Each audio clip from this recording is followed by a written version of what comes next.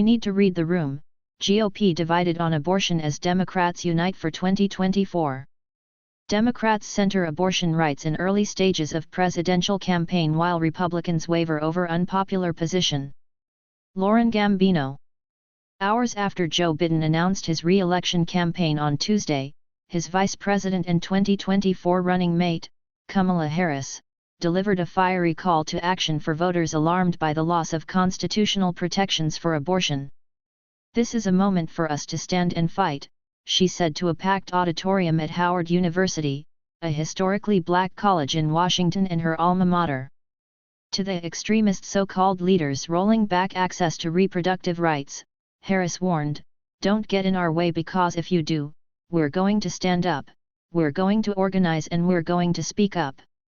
This is a moment for us to stand and fight," she said to a packed auditorium at Howard University, a historically black college in Washington and her alma mater. To the extremist so-called leaders rolling back access to reproductive rights, Harris warned, "Don't get in our way, because if you do, we're going to stand up, we're going to organize, and we're going to speak up."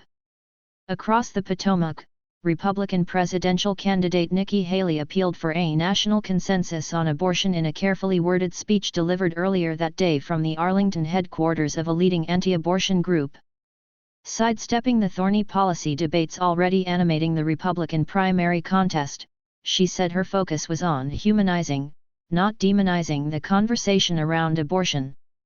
"I believe in compassion, not anger," she said. "I don't judge someone who is pro-choice any more than I want them to judge me for being pro-life."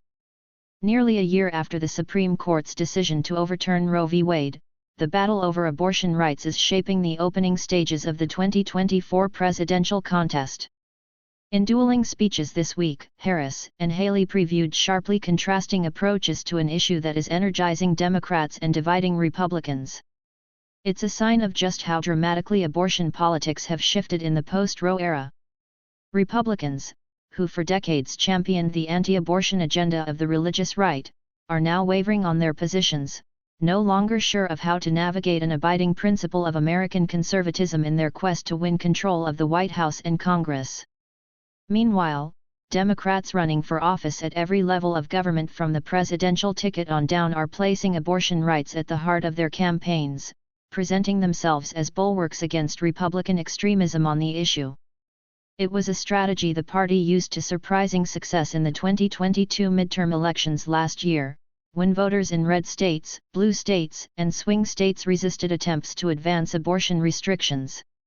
And it worked again earlier this month, when a liberal judge won a pivotal Wisconsin Supreme Court race after clearly telegraphing her support for abortion rights.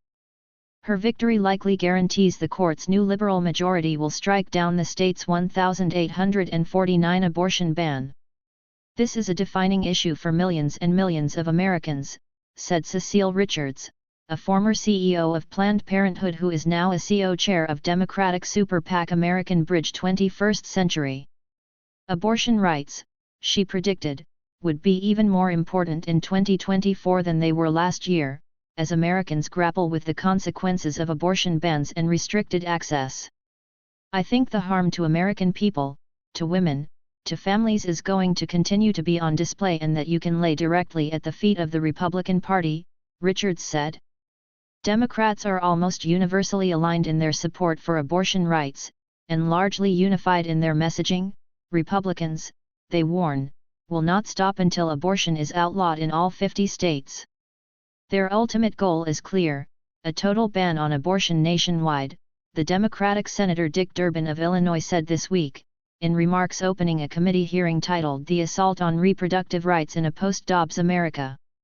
The High Court's June decision in Dobbs v. Jackson Women's Health, he said, paved the way for activist judges and Republican lawmakers to try to impose their anti-choice agenda on everyone else, even in states that have protected the right to abortion. During the session, Democratic senators assailed a ruling earlier this month by a conservative judge in Texas to suspend the Food and Drug Administration's approval of the abortion pill mifepristone. Republicans, meanwhile, were largely muted in their response to the decision.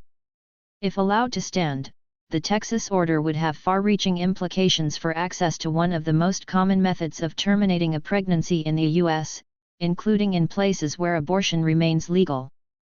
For now, the Supreme Court ordered the pill to remain widely available while the appeals process plays out. Republicans are divided over how to counter the attacks. Some Republicans have argued that abortion is a matter best left to the states, a position recently endorsed by Donald Trump.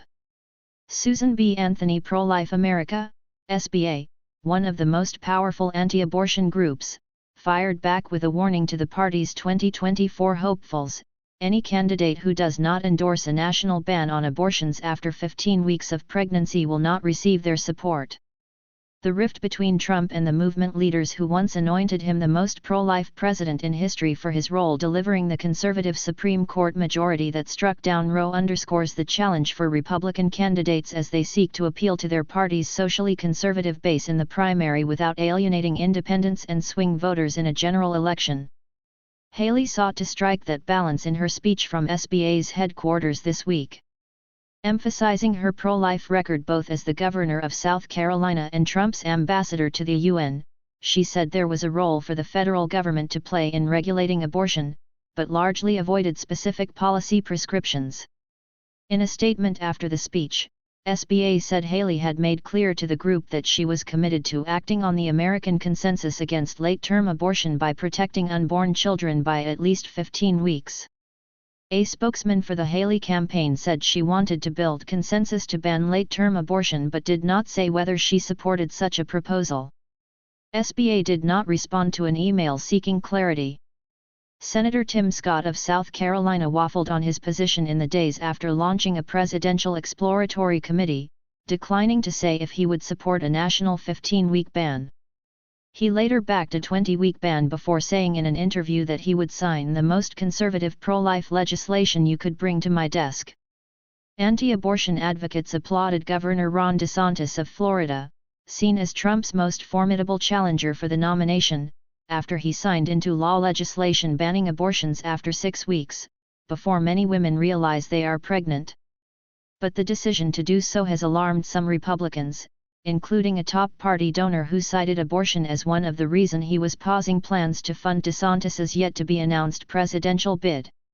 Perhaps no potential Republican contender has taken a harder line on abortion than the former Vice President Mike Pence, a staunch social conservative.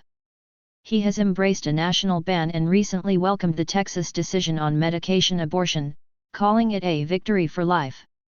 Disagreement among the party's notional field of Republican presidential contenders all but guarantees a robust policy debate on the issue, forcing them to articulate a federal plan that details how early in a pregnancy to restrict abortion and when to allow exceptions. Americans almost universally agree that women should be able to terminate their pregnancy in cases of rape, incest, or to save the life of the mother, according to a new NBC poll. And a survey by the Pew Research Center recently found that Americans, by a margin of 2 to 1, believe medication abortion should be legal. As Republicans, we need to read the room on this issue because the vast majority of folks are not in the extremes, the Republican Congresswoman Nancy Mace of South Carolina said in an appearance on ABC News this week. Mace, who like most of her party describes herself as pro-life, is part of an increasingly vocal group of Republicans urging her party to avoid politically perilous positions that risk alienating the broader American public that supports legal abortion. "We're going to lose huge if we continue down this path of extremities," she said. Leaders of the anti-abortion movement say Republicans' silence on the issue, not their policy positions, is to blame for the string of recent electoral setbacks. They point to DeSantis, Georgia Governor Brian Kemp and Ohio Governor Mike DeWine as examples of Republicans who sailed to re-election last year, after signing into law new restrictions on abortion. All are from right-leaning but still contested states. Republican strategists are advising Republican candidates to talk as little as possible about abortion. Meanwhile, Biden plastered abortion all over his new campaign video. Kristen Hawkins, the president of the anti-abortion group Students for Life of America, wrote on Twitter. "They are talking about it, so we 100% should be too." Speaking recently at the Reagan Library, Ronna McDaniel, the chair of the Republican National Committee, urged the party faithful not to impose rigid, ideological purity tests while pushing her candidates to lean into the debate over abortion rights. "We can win on abortion, but that means putting Democrats on the defense and forcing them to own their own extreme positions," she said, citing polling that showed support for a 15-week federal ban. But corralling her party behind a unified policy is no easy task. After a half-century of pushing to eliminate federal abortion protections, conservatives feel emboldened to push ever more restrictive laws in places where they hold power. This week, North Dakota became the latest state to dramatically limit abortion, banning the procedure after 6 weeks of pregnancy, with no exceptions for rape or incest. And a new law in Idaho would criminalize those who help a minor obtain an abortion in another state without a parent's permission. Meanwhile, in South Carolina and Nebraska, the state's conservative majority legislatures failed to pass new bills banning abortion, another sign of just how complicated the issue has become for Republicans. Molly Murphy, a Democratic pollster who has studied public attitudes on abortion, said voters are highly attuned to the fast-changing legal and political landscape. And repeatedly since Roe's demise, she noted, they have made clear their opposition to further restrictions. "What voters want is for Republican politicians to stay out of their personal lives," Murphy said. Until then, she said abortion rights would continue to be a powerful motivator for Democrats. "The energy has not waned," she said.